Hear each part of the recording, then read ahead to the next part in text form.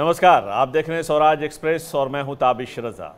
हम राजनीति कार्यक्रम लेकर हाजिर हैं। रोज की तरह आज राजनीति में भी एक गर्मा गर्म मुद्दा है। राजनीति में आज बात उस गठबंधन की जिसका देश की राजनीति पर बड़ा असर पड़ने वाला है। दरअसल उत्तर प्रदेश में समाजवादी पार्टी और बहुजन समाज पार्टी ने गठबंधन का औपचारिक ऐलान कर दिया।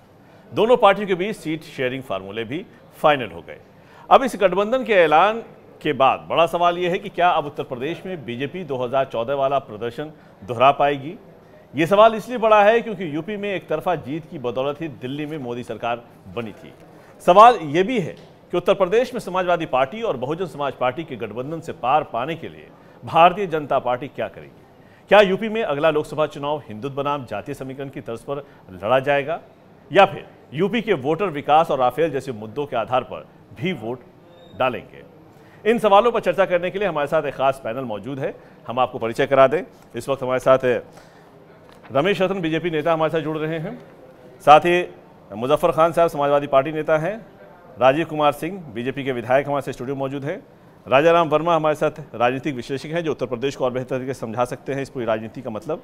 और दीपक पांडे बीएसपी समर्थक हैं, वो भी हमारे साथ जुड़ेंगे। सबसे पहले रमेश रतन जी, डर लग रहा है क्योंकि कहा जा रहा है कि एक घबराहट है और ये है। हम आपके पास लौटेंगे, पहले इस पूरी खबर को पहले जान लेते हैं।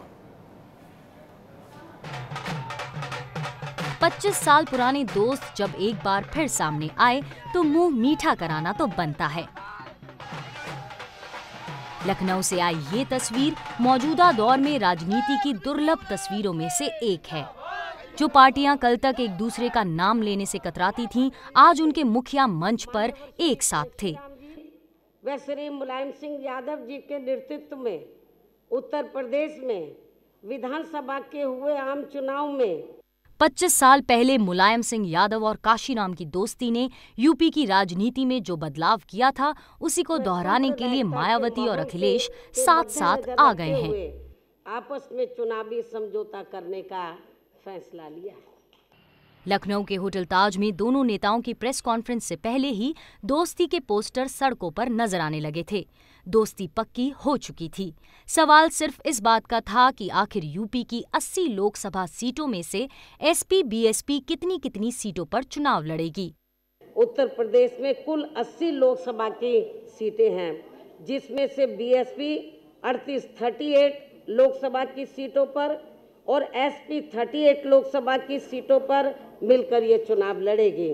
गठबंधन में तीसरी पार्टी कौन होगी ये साफ नहीं, लेकिन इतना साफ है कि लोकसभा चुनाव में ये गठबंधन एनडीए के लिए सबसे बड़ा खतरा होगा, क्योंकि 1993 में इस गठबंधन ने साथ मिलकर बीजेपी को हराया था। और लोकसभा चुनाव 2014 की बात करें तो बीजेपी गठबंधन को 42.6% वोट मिले थे। अकेले लड़ी समाजवादी पार्टी को 22.3% वोट मिले थे। अकेले लड़ी बहुजन समाज पार्टी को 19.8% वोट मिले थे। यानी दोनों पार्टियों को मिले वोट को जोड़ दें तो ये 42.1% बैठता है।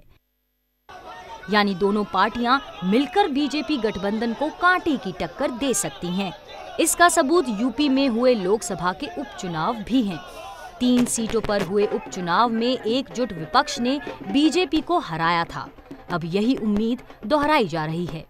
यहाँ उत्तर प्रदेश में कुछ लोकसभा व विधानसभा की सीटों पर हुए उपचुनाव में इनके अधिकांश उम्मीदवारों को हरा के इसकी शुरुआत भी कर दी है।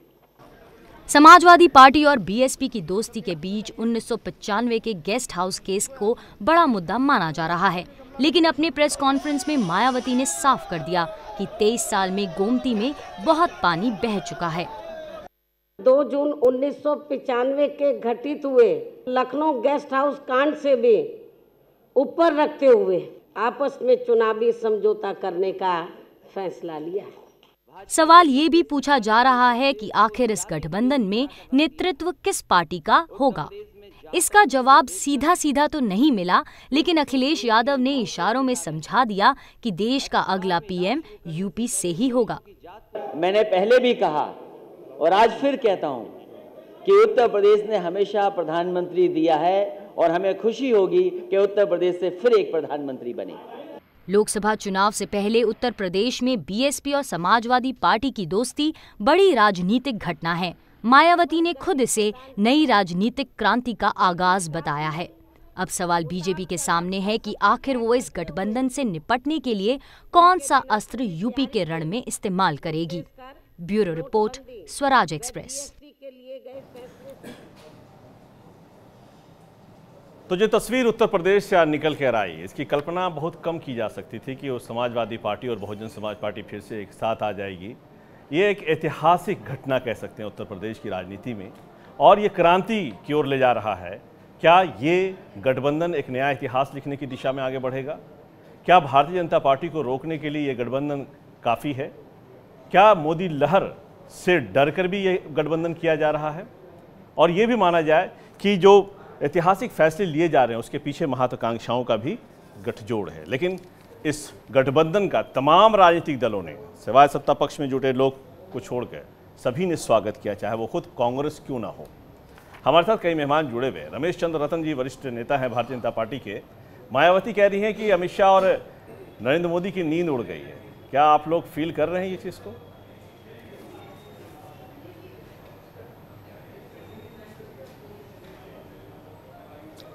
क्या राजा जी मुझसे बोल रहे हैं? जी जी, रमेश चंद्र जी आपसे।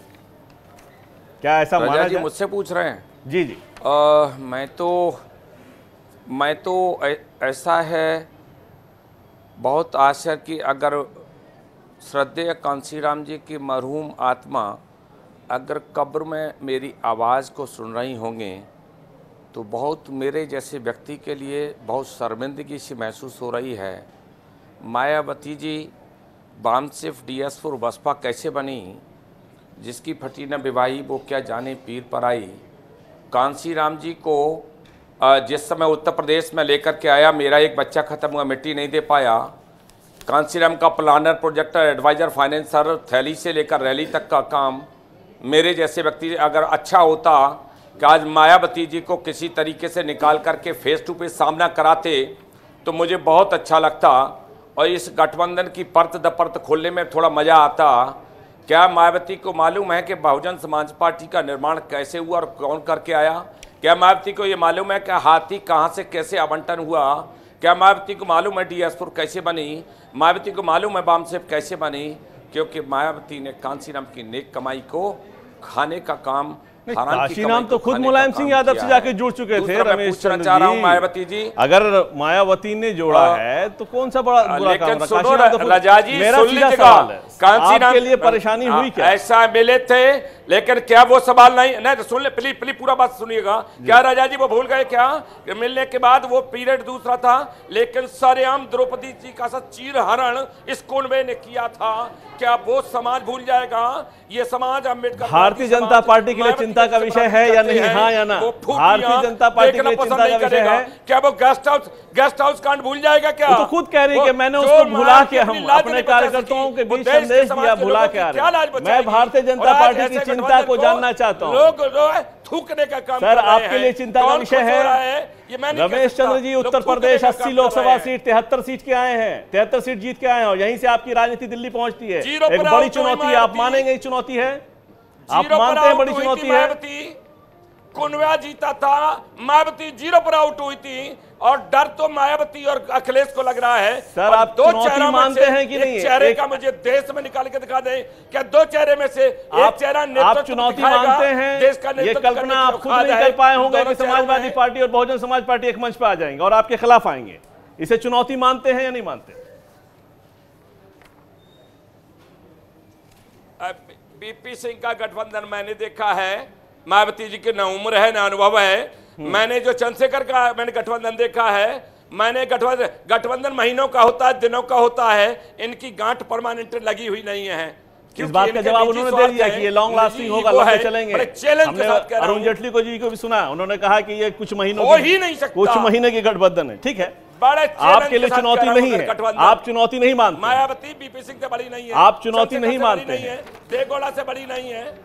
हम आपको आप चुनौती नहीं मानते हैं तो ये माना जाए कि प्रधानमंत्री नरेंद्र मोदी वाराणसी से ही चुनाव लड़ेंगे। प्रधानमंत्री नरेंद्र मोदी वाराणसी से ही चुनाव लड़ेंगे। प्रधानमंत्री वाराणसी से ही चुनाव लड़ेंगे, कोई चुनौती नहीं है। वही मोदी लहर है आपके हिसाब से?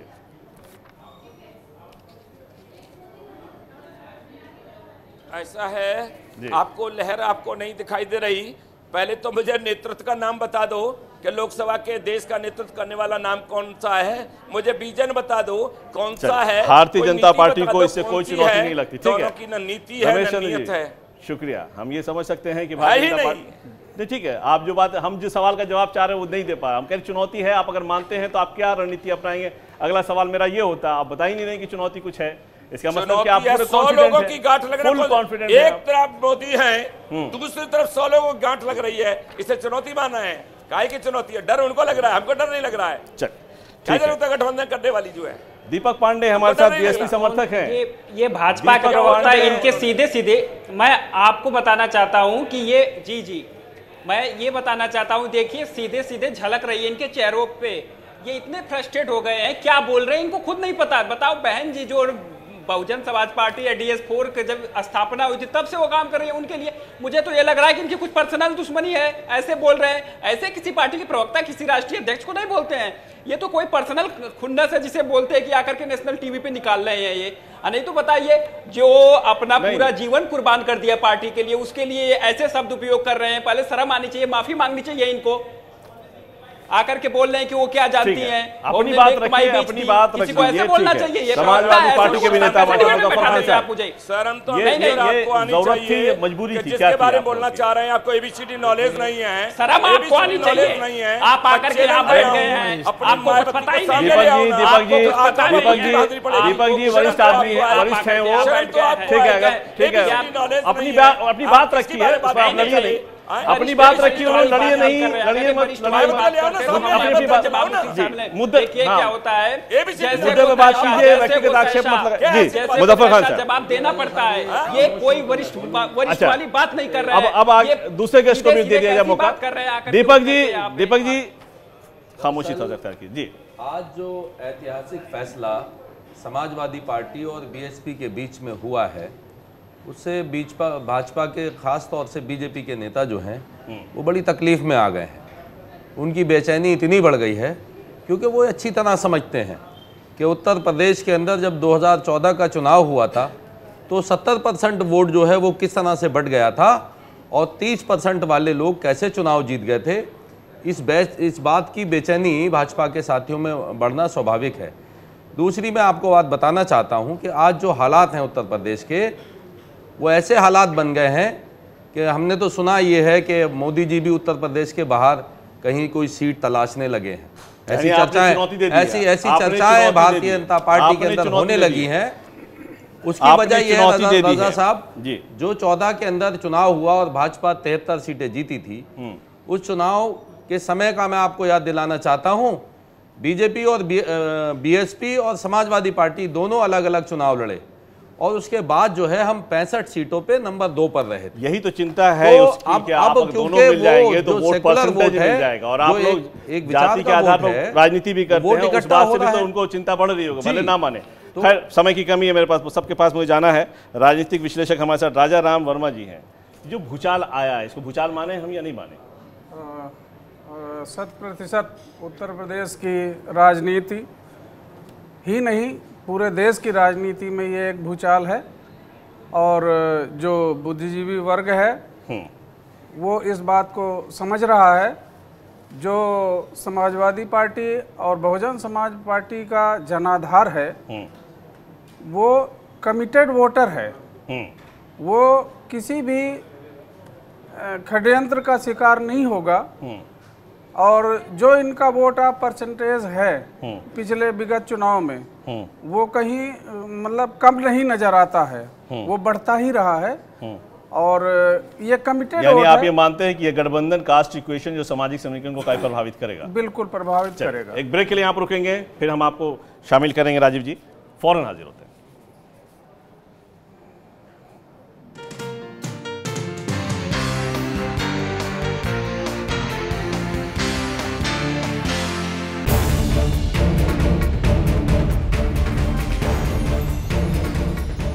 खेती किसानी और ग्रामीण भारत की खबरें लेकर मैं अनिका आर्यन हाजिर हूं। देश का पहला न्यूज चैनल जो बुलंद करता है किसानों की आवाज, उनके मुद्दे, उनकी फरियाद। धान उपजा कर रखे हुए हैं, लेने वाला नहीं है। किसान तो कर्जे में जा रहा है। खबरें ग्रामीण इलाकों की, मंडी, खेत खलिहानों की। हम सब किसके बच्चे हैं? किसान के। शहरों में गांव से आई आबादी की। सब बेरोजगार हैं। बातें सरकारी दावों की, पड़ताल कुछ आंकड़ों की। हमारे यहाँ केवल 20 दवाइयाँ हैं और पूरी तरह से ये योजना प्रधानमंत्री जी की फेल है। अपने किसानों से जुड़ी हर बात। ये रेड एल्पिनो है, इसकी विदेशों के अंदर बहुत ज्यादा डिमांड होती है। देखिए मेरे साथ रोजाना शाम 6 बजे किसान बुलेटिन में।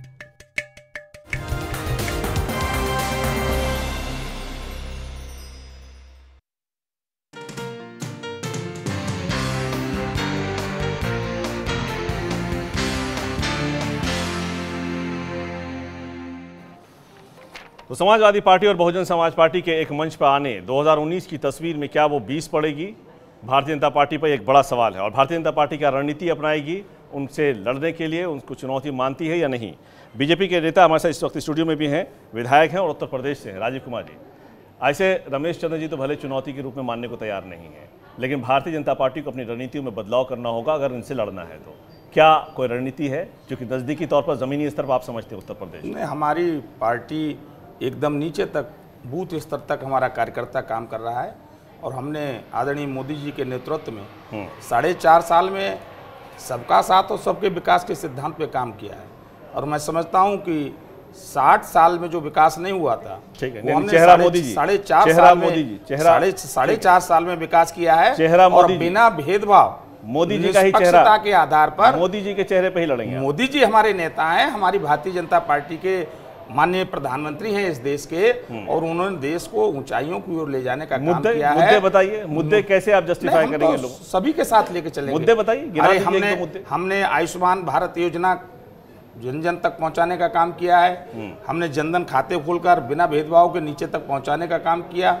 हमारी सौभाग्य योजना है, उज्ज्वला गैस योजना है, बेटी बचाओ बेटी पढ़ाओ योजना है। हमने किसानों का ऋण माफ करने का काम किया है। उत्तर प्रदेश में 1 लाख रुपए तक का ऋण हमारे योजनाएं हैं। योगी जी की योजनाएं जमीन पर कितनी उतरी है इसका रिपोर्ट हम लोगों के पास है। नहीं, लेकिन जो आप वादे करके आए थे वो तो पूरे नहीं हुए। आप मंदिर बनाया नहीं, हम नीचे तक काला धन लाया नहीं, आप 2 करोड़ लोगों को गठबंधन का असर नहीं पड़ने वाला है। बात नहीं करेंगे, महिला सुरक्षा पे बात नहीं करेंगे। 2014 का चुनाव भी देखेंगे तो सपा और बसपा का वोट भी मिलाकर हम उससे अधिक हैं। और हमने जो इतना काम किया है, हमने संदेह इस बार 73 की जगह कम से कम 75 सीट लेके आएंगे। उत्तर प्रदेश की जनता आदरणीय मोदी जी के नेतृत्व में एक नया इतिहास यानी आपके सामने विकास होगा, मोदी जी का चेहरा होगा, मंदिर खत्म, क्यों नहीं दिया जा रहा है, ये बात नहीं करेंगे।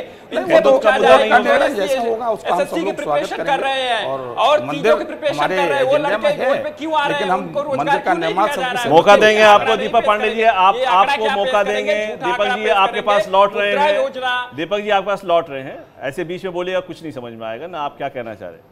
मायावती बहन जी को ये स्टेप लेने के लिए मजबूर होना पड़ा, आप समर्थक है, बताइए क्यों? जी देखिए, मैं बता देता हूं, युवा बेरोजगार है, युवा सड़क पे हैं। युवा बेरोजगार है, ये लोकसभा 2014 में 0-0 है कि भर्तियां होती हैं। देखिए 0-0 से रहने से वो समय का परिप्रेक्ष्य था जब 0 थे। आप बताइए युवा बेरोजगार है या नहीं है? नोटबंदी में सैकड़ों भी ना लोगों की जान गई कि नहीं गई, जीएसटी से कितने बेरोजगार लोगों का हुए।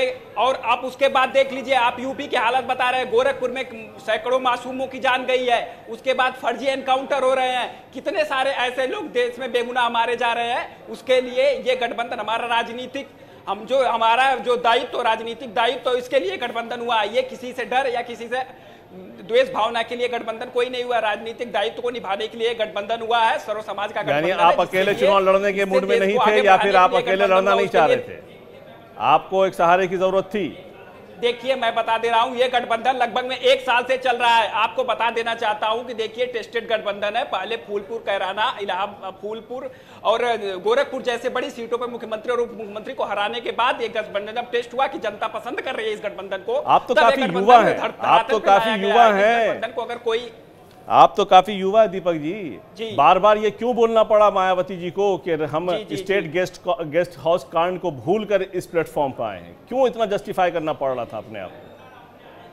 देखिए, नहीं मैं बता रहा हूं क्या है कि जो हमारे विरोधी हैं वो प्रोपेगेंडा बना दिए हैं। हम लोग पहले भी बोल दिए थे, बहन जी जब गठबंधन नहीं हुआ तो बोली थी कि इस जनरेशन जो अखिलेश जिस जनरेशन की पॉलिटिक्स कर रहे हैं उस जनरेशन में जब ये मुजफ्फर खान साहब अखिलेश का एक तरफ हमने देखा था यूपी के लड़के दो खड़े हुए थे विधानसभा में, उस टाइम बहुत अच्छा परफॉर्मेंस ना समाजवादी पार्टी कर पाई ना कांग्रेस कर पाई। कांग्रेस को आप लोगों ने क्यों अलग कर दिया? या अभी गुंजाइश है? देखिए रजा साहब, अलग की बात नहीं है, बात है देश को भाजपा से मुक्ति दिलाने की, क्योंकि बीजेपी ने देश के साथ वादा खिलाफी की। आपने क्यों कांग्रेस से क्या मतलब है? कांग्रेस को बड़ा सवाल ये है कि कांग्रेस, हम कांग्रेस से अगर अलग हुए होते, कांग्रेस से कोई भेद होता तो रायबरेली और अमेठी की सीट क्यों छोड़ते? भाजपा के लोग तो नहीं छोड़ सकते। आपने तो मेरे नेता आदरणीय अखिलेश यादव जी ने हमेशा कहा कि कांग्रेस जो है देश की दूसरी बड़ी पार्टी है, और देश जो है, देश आज भाजपा की जो तानाशाही है एक तरफा, उससे देश त्रस्त है। किसान और बेरोजगार नौजवान के बारे में सोचिए। रजा साहब, मैं आपको याद दिलाना चाहता हूं कि जब 2014 से पहले इन्होंने वादा किया था देश की जनता के सामने कि हर व्यक्ति के खाते के अंदर हम 15-15 लाख रुपए ले आएंगे विदेश से काला धन ला करके। मेरे देश के वो गरीब करोड़ों ऐसे किसान हैं और नौजवान हैं कि जो 2000 रुपए महीने के अंदर गुजारा करते हैं, जिन्होंने कभी 1 लाख रुपए इकट्ठे नहीं देखे। और ये समस्याएं चुनाव में जब आप जाइएगा ना मैदान में तो जनता को समझाइएगा, लेकिन राजनीतिक तौर पर जो विश्लेषक हैं, जो जानकार हैं, उनसे भी समझना होगा इसका असर क्या पड़ेगा। आपसे जानना चाहेंगे राजाराम जी कि क्या अब बीजेपी अपनी रणनीतियों में बदलाव करेगी? दूसरा, जो कास्ट इक्वेशन है उसमें सामाजिक समीकरण में क्या बदलाव पड़ेगा? और क्या ये माने कि उत्तर प्रदेश ही अब तय करेगा दिल्ली जैसा तय करता है? और ये गठबंधन है जो कास्ट का कम्बिनेशन है, या जो जिस तरह से चुनाव में कास्ट का मुद्दा हावी रहता है, वो मुद्दा एक ज़बरदस्त मुद्दा रहेगा। बीजेपी इसमें अपनी रणनीति में क्या सुधार करेगी ऐसी कोई नज़र नहीं आ रहा, क्योंकि बहुजन समाज पार्टी और समाजवादी पार्टी का जो राजनीतिक दायरा है वो वाकई बड़ा सूझबूझ सा लगता है। और इन लोगों ने जो भी गठबंधन किया है वो भाजपा को हर हाल में एक बड़ी टक्कर देने वाला है। और यानी आप ये मानते हैं कि उत्तर प्रदेश की राजनीति अब बदलेगी? ठीक है, रमेश चंद्र जी हमारे साथ जुड़े हुए हैं। सर, आदती में जिन्होंने समाज को भी जिस तरह से देकर के धोखे में रखा हो, जी सर, जो कुनबे को नहीं संभाल सके अखिलेश, वो देश की पार्टी को क्या संभालेंगे? बड़ी अभी आप चर्चा कर रहे थे, बड़ी तकलीफ हो रही थी आपको बहन जी की। आप वही लोग हैं जिन्होंने एक दलित की बेटी को राज्यसभा नहीं पहुंचने दिया। समाजवादी चाहते थे कि बहन जी राज्यसभा पहुंचे, आपने हमारे नेता नरेश अग्रवाल तक को अलग कर दिया। आपने उस दलित की बेटी को पार्लियामेंट जाने से रोका। आपको देश की जनता जवाब देने जा रही है। समय नजदीक है, अभी दूर नहीं है, 2019 आ गया, आपकी विदाई का समय आ गया है। देश नए प्रधानमंत्री को देखेगा, वो प्रधानमंत्री उत्तर प्रदेश देने जा रहा है। आपने गठबंधन कर लिया ना, आपने गठबंधन मुजफ्फर साहब कर लिया ना, अब तो मैदान में उतर के देखा जाएगा। पार्टियों के साथ रमेश चंद्र जी सरकार चला रहे हैं, ये करें कैलकुलेट करना है। हम करें तो बात ये कोई बात रमेश की आबरू उतार करके सरेआम आप वोट ले पाएंगे। सर रमेश चंद्र जी, आप एक सीनियर लीडर भी हैं, सम्मानित भी हैं हमारे लिए। मेरे सवाल का एक जवाब दे दीजिए सर, मैं वाइंड अप करना चाहता हूं प्रोग्राम को। सर वाइंड अप करना चाहता हूं, एक सवाल का जवाब दे दीजिए। क्या हिंदुत्व के एजेंडे के आधार पर इस बार भारतीय जनता पार्टी चुनाव लड़ेगी या विकास होगा, या फिर मजहब के नाम पर जो लकीर खींचने का आरोप लगा रहे हैं समाजवादी पार्टी और बहुजन समाज पार्टी के लोग, क्या उसका होगा? समरसता की पार्टी है, सबका साथ सबका विकास की पार्टी है। जात पंथ की खेती कांग्रेस ने पैदा की, समाजवादियों ने पैदा की, बाद बाकी भारतीय जनता पार्टी समरसता की पार्टी है। यह सबका साथ सबका विकास होने वाली बात एक ही मुखिया कहे, न खाऊंगा न खाने दूंगा, न सोऊंगा न सोने दूंगा, और कहे यानी कोई चुनौती नहीं है, कोई चुनौती नहीं है, और जो एजेंडा है उसमें बदलाव आ गया, विकास का नारा दे लेके, कोई चुनौती नहीं, कोई चुनौती नहीं है।